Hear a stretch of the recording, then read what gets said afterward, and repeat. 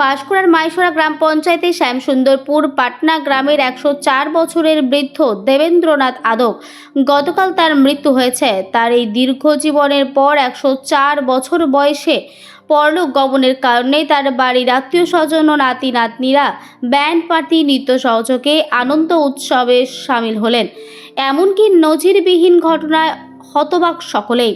পাঁশকুড়ার বুকেই প্রথম নজিরবিহীন ঘটনা। বর্তমান সময়ে বহু মানুষ বিভিন্ন শারীরিক কারণে 50 পার হওয়ার আগেই মৃত্যুর কোলে ঢলে পড়েন। সেই জায়গায় দেবেন্দ্রনাথ আদক দীর্ঘ বছর জীবিত থাকার পর এই বয়সে পরলোক গমন করার কারণে আত্মীয় পরিজন থেকে শুরু করে প্রতিবেশীরা আনন্দের সহিত তাকে দাহ করতে নিয়ে যান। তাদের কাছ থেকে মৃত্যুটা দুঃখের নয়, আনন্দের।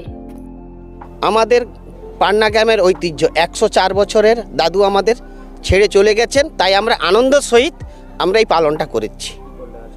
আমরা একটু যে 100 ওভার করা এই বর্তমান সময়ে এটা একটা দুর্লভ ব্যাপার। সেই জায়গায় এবং হাঁটতে চলতে গেছেন, মানে রোগগ্রস্ত অবস্থায় নয়, হাঁটতে চলতে গেছেন, মানে কালকে পর্যন্ত তিনি হেঁটেছেন। তাহলে এই অবস্থায় যাওয়া মানে এটা আমাদের গ্রামের শুধুমাত্র ওনার পরিবার নয়, এটা গোটা আমাদের গ্রামের একটা, আমাদের অঞ্চলের একটা গর্বের মানুষ ছিলেন এবং সৎ মানুষ ছিলেন। সেই জন্য এটাকে দুঃখ নয় যে এতদিন মানুষ সবার সামনে ছিলেন, হাসি খুশি ছিলেন এবং এই মন্দিরের সেবায়ত ছিলেন তিনি দীর্ঘ আজীবন। ঠিক আছে, তাই জন্য আমরা প্রতিবেশী সবাই নাতি, সবাই যত আছে নাতি ছেলে এর সব সম্পর্কে সবাই তার এইটাকে আমরা দুঃখের সঙ্গে নয়, সেটা তার আত্মা যা শান্তি পায়, সেই জন্য আমরা তার আনন্দের সঙ্গে তাকে বিদায় দিচ্ছি।